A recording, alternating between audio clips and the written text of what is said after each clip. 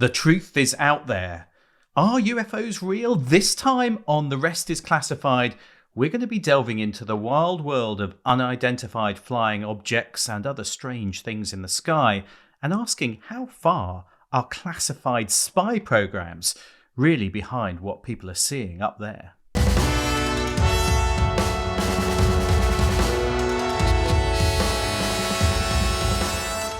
The intelligence office of the 509th Bombardment Group at Roswell Army Airfield announced at noon today that the field has come into possession of a flying saucer. The disc was recovered on a ranch in the Roswell vicinity. After the intelligence office here had inspected the instrument, it was flown to, quote, higher headquarters. Mr. and Mrs. Dan Wilmot apparently were the only persons in Roswell who have seen what they thought was a flying disc. They were sitting on their porch at 105 South Penn last Wednesday night at about 10 minutes before 10 o'clock, when a large glowing object zoomed out of the sky from the southeast, going in a northwesterly direction at a high rate of speed. Wilmot, who was one of the most respected and reliable citizens in town, kept the story to himself, hoping that someone else would come out and tell about having seen one, but finally today decided that he would go ahead and tell about seeing it. The announcement that the RAAF was in possession of one came only a few minutes after he decided to release the details of what he had seen. Well, welcome to The Rest is Classified. I'm David McCloskey. And I'm Gordon Carrera. And that, dear listeners, was of course the Roswell Daily Record, writing on the 8th of July, 1947, about the sighting of a flying saucer over New Mexico. And Gordon, we are very excited, aren't we? Because we are going full UFO for the next few episodes on The Rest is Classified. And dear listeners, of course, don't be alarmed.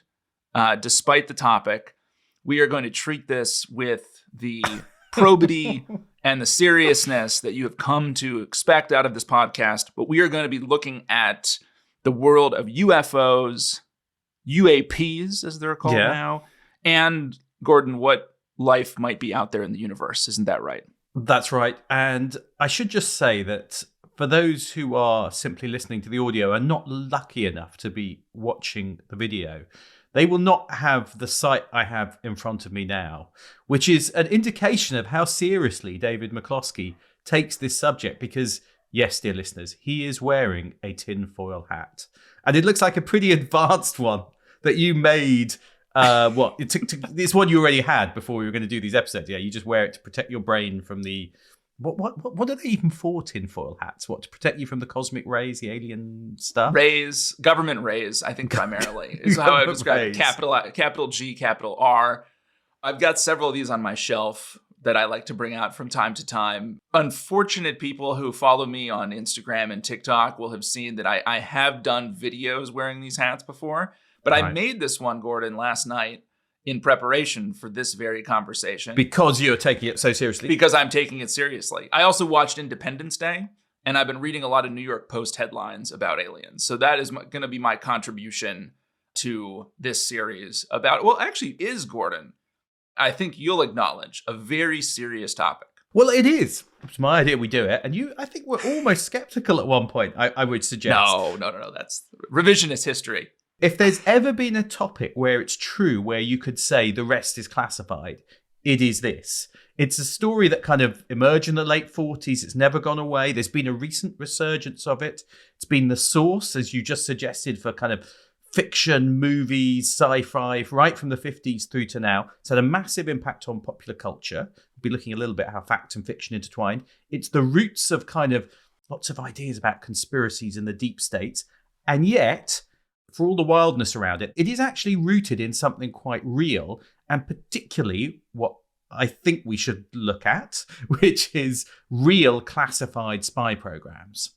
And I think that, in my mind, is I'm disappointed. What makes this... I'm usually excited by that idea, but I'm now terribly disappointed about the direction the series is going. And I feel ashamed for wearing my hat now, Gordon, on top of all of it. Though the aliens may or may not feature, but we are actually going to look at this through the lens of classified spy programs run particularly by the US government, but perhaps others as well, and the Chinese government, and recent stories about Chinese top secret programs. So I think, there is definitely a contemporary resonance to this. And there is a genuine element of cover-up, because I think one of the problems is that the US government particularly has sometimes covered up some of these classified programs and what it's doing when it comes to these things, which in turn has fueled the belief that there is some deeper secret that's being covered up. It is interesting to look at the story of, I guess, UFOs or UAPs, unidentified. We should get the acronym right up front, which is it unidentified anomalous? Phenomena. Yeah, sometimes unidentified aerial phenomena. But then I think because some of these have been spotted in the water, they decided to change that. But it is interesting, isn't it, that at the heart of so much of the lore around this phenomenon is the intelligence community, is the sort of secretive parts of the Air Force, the CIA, and as we'll see, even the Chinese intelligence community. It's interesting that there is this real kind of spy backbone to so much of the lore around this. And in the reading that I so eloquently did, and by the way, I don't know who was editing the Roswell Daily Record, Gordon, but I think I would have some suggestions for tightening that prose. But the newspaper article I read, the Roswell incident, I mean, I guess maybe that is the place to start, in the New Mexico desert with probably a little green man in a spandex spacesuit. Not quite, but close. Oh, darn it. Close. Okay. So yeah, Roswell is a good place to start. It's one of the most iconic, famous mysteries and UFO incidents. But as we'll see, there is something interesting that was going on around Roswell at the time. So let's go back. It's early summer 1947. And W.W. William Mac Brazel is a rancher working near Corona, New Mexico. June day, he and his 8-year-old son see something strange in the middle of nowhere. Now, he's in a hurry that day, and he doesn't take a closer look. He just leaves it. So that's kind of suggests one thing. But then a few weeks later, on Friday, 4th of July, he goes back to that site with his wife. Independence Day, he goes back. That's a good point. Yes. There's a link there. I'm going to draw connections, sort of questionable connections between things throughout this whole series. Okay, that's one. Yeah, so he goes back, Independence Day, with his wife and 14-year-old daughter to take a closer look at what was there. Now, already it's a little odd, because first time round he'd seen something, but it wasn't interesting enough for him to actually go look at it. But now this time something has drawn him back to take a closer look. What is that that's drawn him back, David? What's the X-Files music? I actually should have had that. I should download that on my phone so I can just play that at random points. It is not the aliens calling him, I suggest. But it's what's happened in between those two dates. Because in between the two dates, something happened called the Arnold incident. June 24th, 1947. Kenneth Arnold, an experienced pilot, is flying a small private aircraft over the Cascade Mountains in Washington State. Around 3 p.m., he sees a flash and 9 objects in the sky. Now, he says, although his description does change a bit over time, that these are silvery or metallic, about 100 feet long, and moving together in formation incredibly fast.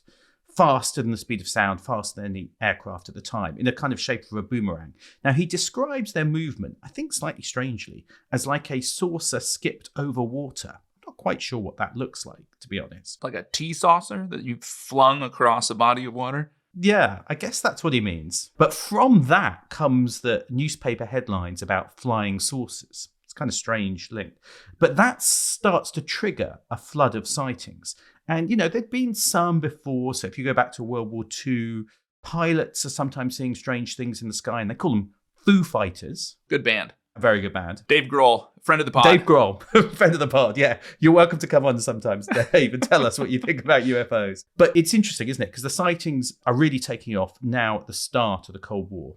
And I think the context, again, is kind of interesting, because you're in an era of technological advancement, but also you've had things like the V1 and V2 rockets coming out of Nazi Germany. You've had the US developing the atom bomb. So suddenly there's a sense that new technologies are possible, and you've got the kind of Cold War competition.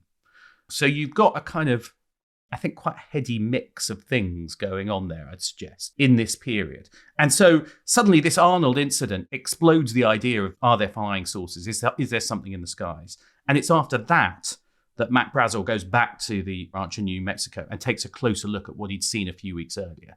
So already you got that kind of context for what he's seeing. Now, he describes finding a material that was lightweight, consisting of items resembling bamboo-type square sticks, metallic reflecting paper, tin foil, bit like your hat, David. This is actually a replica of the Roswell debris. Yeah, exactly.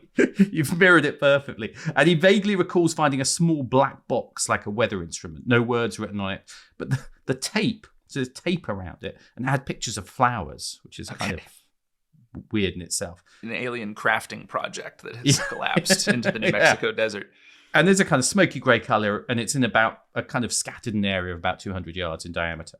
So the following morning, he's in town to sell some wool, goes to see the sheriff, and he whispered, confidential-like, that he might have found some kind of flying disc to the sheriff. So good trade. He's using good tradecraft, proper tradecraft. Yeah. Talks to the sheriff, says, I found a flying disc.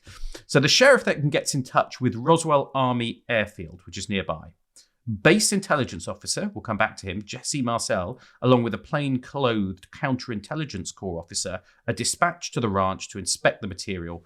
They gather it up, put it into their vehicle. It's not too much, obviously, if they can gather it all up, take it away to the base. Now, this is where the story gets a bit out of hand, because the base commander has been reading all this stuff in the news about flying saucers. So quickly, and without consulting anyone, he gets his press officer at the base to put something out. And the press officer issues a press release saying the Army Air Force had recovered a flying disc. It's probably kind of boring down there, right? I mean, this is one of the most exciting things that is going to happen is the potential recovery of a flying disc / a bunch of tinfoil and a box covered in floral tape. So I guess I kind of understand the incentive here. He's looking for some excitement, right? Yeah. This is exciting. Yeah, I mean, if you're a press officer and you want to get press for Roswell, this is probably the way to do it, isn't it? Is to kind of go, we found a flying disc at that moment. And it worked. It worked. Here we are. Here we are. So the newspapers go nuts. The Roswell Daily Record runs a headlined article, RAAF captures flying saucer on ranch in Roswell region. And of course, the story is as far as anything can go viral in 1947. This goes viral, I think. It gets picked up pretty fast. So up to this point, there is sci-fi, there's novellas, there's pulpy stuff in the 30s and 40s. Is the flying saucer the visualization that we have of an alien aircraft as a saucer? Is it from this or does it predate? That's a good question. Because I'm thinking in the War of the Worlds, I don't actually remember there being like a saucer type shape referenced. I think that comes from this period. Admittedly, I didn't reread that for this. I just watched Independence Day and they kind of have a saucer-like thing going there. So I think that the kind of notion of flying saucers and discs, that's this. That's this. You know, that's from this. Yeah, that's from this. But quickly, at the air base, particularly at the 8th Air Force at Fort Worth, Texas, Brigadier General Roger Ramey, who's the commander there, intervenes because he can sense that this is kind of getting out of hand. And he's the one who's ordered the debris to be flown to their headquarters for inspection. Now, upon viewing it, he and his staff recognize elements of it. So he holds a press conference saying, it's all a misunderstanding. It's a weather balloon. Which does seem like a very plausible explanation given the debris. Too plausible, perhaps. Too plausible, perhaps. And you are right to be skeptical about his description, because we will come back to the fact there is already a cover-up going on here. So he basically tries to kind of kill the story. And the Roswell Daily Record prints a follow-up story that reads, General Ramey empties Roswell saucer, which I think is kind of, that's a better headline. That's a good sub-editor. That is, there. The Daily Record's picking up their game here throughout the story. By the way, this has to have been like the most exciting time to work at the Roswell Daily Record. These journalists are like, this is living the dream. Gold mine. Yeah, exactly. Yeah. And there's another piece, I think the next day, harassed rancher who located saucer, sorry he told about it. Which could be, misconstrued either way. It could be like, sorry because there was nothing in the weather balloon. Or it could be sorry because now I've got the power of the state. Now, what's interesting, and this is, I think, really interesting, is that then the Roswell story basically disappears for 30 years. So they effectively kind of kill the story at that moment. And there's very little record of it, again, until the late 70s, even though there's lots of talk about UFOs and mysterious sightings in the intervening period. Roswell is kind of forgotten. It's not like the hub of the kind of lore. No. So it only emerges again in the late 70s, and then in a kind of much wilder form. Because at that point, there will be the claim that there was a cover-up and that General Ramey failed to disclose some of the things that have been found in the ranch. Even more, David, there will be claims that alien bodies were pulled from the wreckage of the flying saucer. All right, well, maybe there, Gordon, with charred alien bodies being yanked from a saucer outside of Roswell, New Mexico. We should take a break, and when we come back, we'll see what actually was covered up in the Roswell incident. See you after the break.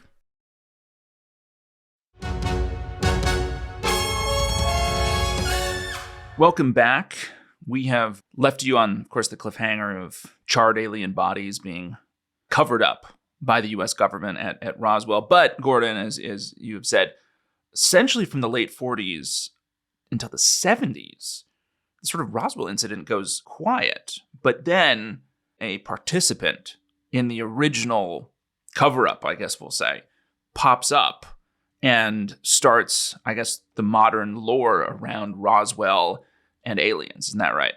That's right. Jesse Marcel, who we mentioned earlier, one of the people who'd recovered the wreckage back in 47, he claims the weather balloon explanation had been a cover story and that there had been a retrieval of an object which had been an extraterrestrial spaceship. And there's more, because also around that time, claims emerged that there were multiple crash sites around Roswell in the kind of broader area, not just one, and the debris included exotic metals with hieroglyphics and fiber optic-like materials. And crucially, this is where, for the first time, the aliens appear, because there are claims that among the things that were recovered were the bodies of extraterrestrial creatures. And now they're described as humanoid, with features like 4 fingers, bald heads, and hairless bodies, wearing one-piece suits, which were shiny, silvery grey or grey in colour. It's wearing like a spandex unitard, basically, as it's flying the saucer into Roswell.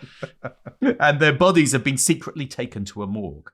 Now, some of the accounts also talk about alien autopsies, the bodies being transported to Fort Worth or Wright Field. The number of bodies recovered varies. There's talk of witnesses being silenced. Is this all coming from Marcel? Or No. is it's going to be multiple places. So this is really interesting because I think at this point, suddenly, Roswell comes alive again. Now, I don't want to suggest this is all influenced by popular culture, but what film comes out in 1977 by Steven Spielberg?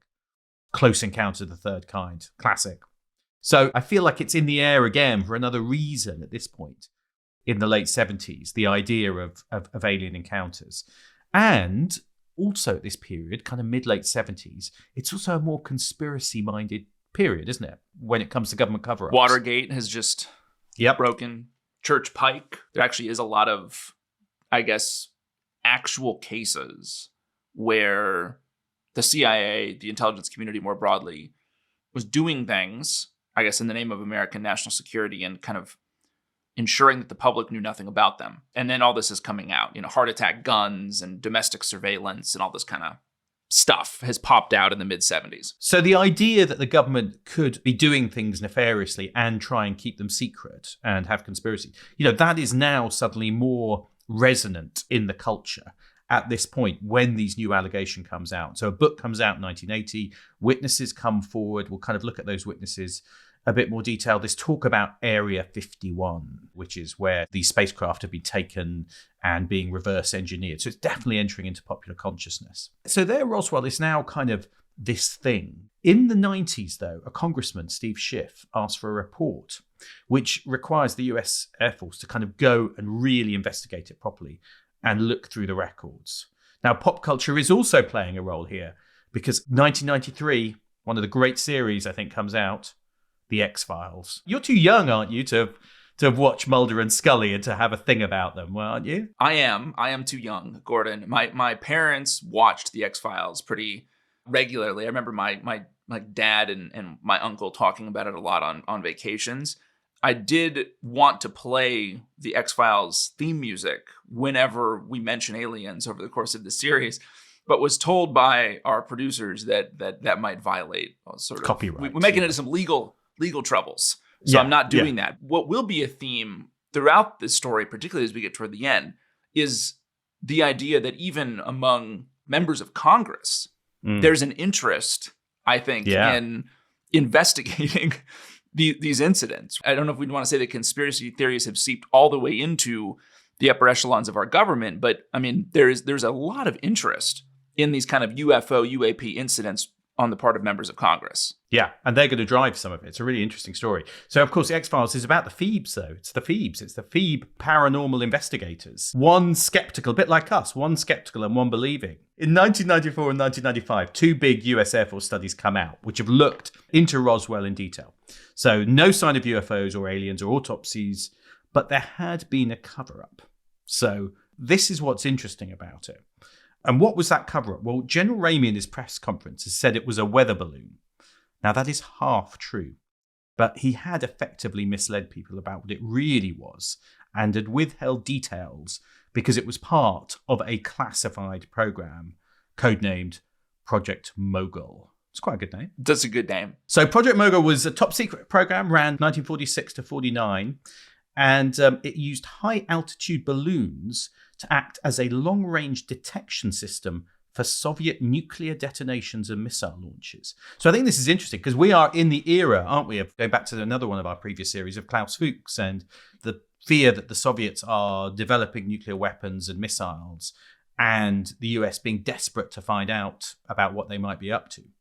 And it turned out that the idea was you could put on the balloons a machine which could detect acoustic sound waves, which would be generated by a launch of a missile or an explosion in the upper atmosphere. And then an NYU graduate student working under contract for the Air Force made a breakthrough to find out that you could use polyethylene to make the balloons, which means that it got up to a much higher altitude because they're so light.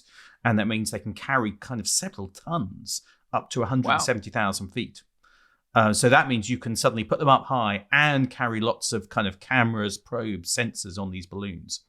And Mogul was one of these programs, and it starts flying in June 1947. Now, auspicious timing. Yeah. Auspicious timing because, as you may remember, that is the month of the Roswell incident, or when Mac first sees something in the desert is June 47. So the idea was these big balloons, and sometimes, the idea was to have a kind of trail of them strung over 600 feet, sometimes going individually with all these payloads, all this equipment and components, including foil, wood, and tape. And some of the tape featured symbols such as arcs, flowers, circles, and diamonds, often pinkish in color. I mean, which meant they were getting tape from like a desk at the base and using it to like jerry rig components together, right? Yeah. I mean, it was a U.S. Air Force crafting project. Yeah, that's right. And it's a big project because they're kind of transporting sea vessels to pick up the balloons and the equipment from them, run out of airfields in the US and the Pacific. And now it only lasts for a few years because eventually they realize you can use seismic detectors to detect explosions and missile launches in the ground. And that's going to be far more useful. But for a while it ran, and it was very, very secret because they're worried about Soviet nuclear weapons. The technology involved is secret. So very few people were told about it. Only a few US Air Force officers knew the whole project. The academics who were involved in it were told it was just weather balloons. But one of the problems is it becomes quite hard to hide the balloons. I mean, there's a big thing. It's a giant thing, giant right? balloon floating in the air. And so what happens is that they're often mistaken for UFOs in those days. And there's something called the Mantell incident in 1948. Now, this is a kind of tragic one because on the 7th of January 1948, a Kentucky Army airfield gets a report from Highway Patrol about reports of an unusual object, circular 250 to 300 feet in diameter, moving with a pretty good clip in a westerly direction. 4 F-51 Mustangs scrambled, one piloted by Captain Thomas Mantell, approached the object. Now, Mantell climbs to 15,000 feet, but it's still above him because you remember these balloons fly high. So he climbs to 22,000 feet. His wingmen don't follow because they know that they haven't got the oxygen equipment to kind of deal with that. But once he gets to 25,000 feet, Mantell blacks out from no oxygen, and his plane just spirals down to the ground and crashes on a farm near the Kentucky border with Tennessee.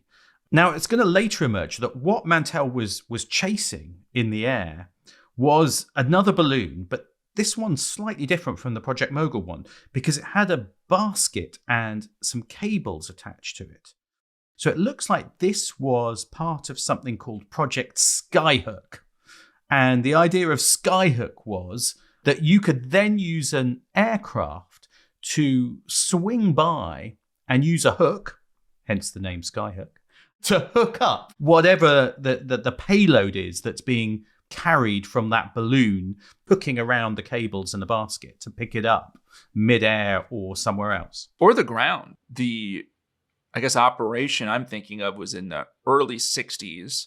I think there had been a Soviet, sort of research facility in the Arctic that had been abandoned. And some CIA officers, I think, were sent in to have a look.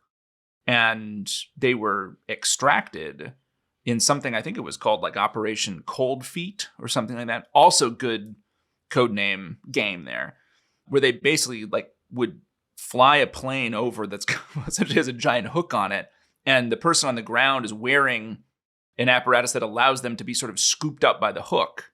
And the plane never has to land. Because presumably, I guess, at this facility in the Arctic, they weren't able to actually land the plane. And then the person gets scooped up into the air and taken off, which sounds a bit jarring, but very useful if you're trying to get someone out of somewhere very quickly and you don't have a proper airfield. And crucially, this is also used in one of the Batman films, isn't it?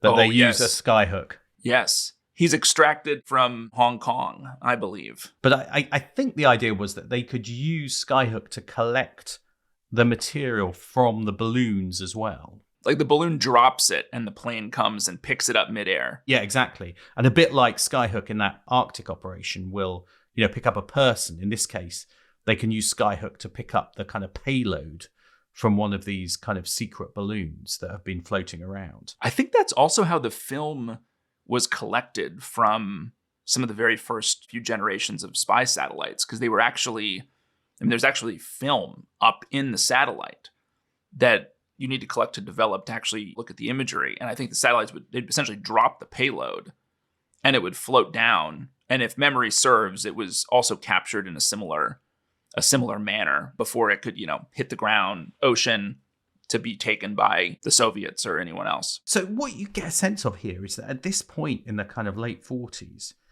there are just lots of interesting balloon experiments going on in the United States, but which are all pretty secret. And a lot of these are known as Holloman balloons because they come from Holloman Air Force Base. And what's interesting is they seem to generate a especially high number of UFO reports because they're coming in the New Mexico region. And the balloons are flying at about 100,000 feet. And there's this way in which they're illuminated during the periods just after sunset and just before sunrise. And they receive sunlight kind of before the Earth. And so the plastic objects appear as large, bright objects against the dark sky. And also the kind of refractive and translucent kind of qualities of the balloons make them kind of appear to change color, size, and shape. So that's generating the images that we have of the saucers, potentially. Yeah. Now, one of the things I think we're going to be is kind of open-minded because I don't think it necessarily explains everything, but certainly it explains a lot of the incidents. And what's clear from that US Air Force report in the mid-90s into the 1947 Roswell incident is that Project Mogul is the explanation for the Roswell incident. What's being found matches exactly, not a weather balloon, but a Project Mogul balloon, which was launched a few days earlier. They even think it's NYU because it was linked to New York University. It was doing some of the research. It was the graduate intern on the top secret balloon program. NYU flight number 4. He's just like, let's let this one off. Little did he know he would start decades of alien conspiracy theories. That gets launched, number 4, on the 4th of June, 1947. And it does tally very, very closely with the recovery of the elements that we heard about and the kind of talk about the flying disc and all the images of it. So that is part of the answer of Roswell. I do want to quibble with the language that you have used so besmirchingly throughout this episode, Gordon, which is cover-up. I mean, I guess one man's cover-up is another man's protection of a highly classified government program. What are the Roswell Airfield authorities going to do when they find this stuff? They're not going to come out and say, Project Mogul. This is a Project Mogul balloon. I can tell by the polyethylene and the flower tape that it's one of ours. And oh, by the way, we're using it to monitor for Soviet nuclear tests and explosions. I mean, yeah. So cover up, I think, that's a little uncharitable. I think it's more like properly guarding and maintaining sort of classified information. I'm not going to take any lectures from a man wearing a tinfoil hat. That's Oh. the problem about what the cover-up looks like. I've actually forgotten that I'm wearing the hat. But we did have reports, Gordon, of charred alien bodies wearing spandex unitards. And we haven't yet gotten to the bottom of that. I have not explained that away yet, have I? You have not managed to explain that yet. So maybe let's leave it there. And when we come back for our next episode in this exciting journey into the world of UFOs and UAPs, we will uncover the truth about those poor dead aliens and alien autopsies. But, Gordon, we should note that if you don't want to wait, you can simply go to therestisclassified.com, join the Declassified Club, get access to all the episodes now, and get all the way to the end where Gordon will no doubt become a believer in the extraterrestrial, and I will reveal my alien abduction story. So with that, we will see you next time. The episodes like the truth are out there. See you next time. Right.